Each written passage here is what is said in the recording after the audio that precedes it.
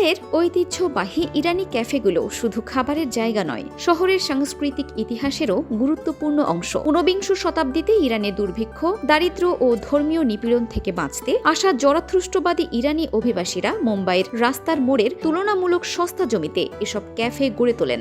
লাল সাদা table cloth, ইরানি চা, Burne Musca, খিমা পাও ও মাওয়া কেকের মতো খাবারের মাধ্যমে এসব ক্যাফে পারস্য ও মুম্বাইয়ের সংস্কৃতির এক অনন্য মেলবন্ধন তৈরি করে। একসময় মুম্বাইয়ে ৩৫০টিরও বেশি ইরানি ক্যাফে থাকলেও বর্তমানে টিকে আছে মাত্র ৩৫টির মতো। উত্তরসূরিদের অনাগ্রহ, বাড়তে থাকা জমির মূল্য এবং আধুনিক ক্যাফে সংস্কৃতির কারণে একে একে হারিয়ে যাচ্ছে শহরের এই ঐতিহ্য।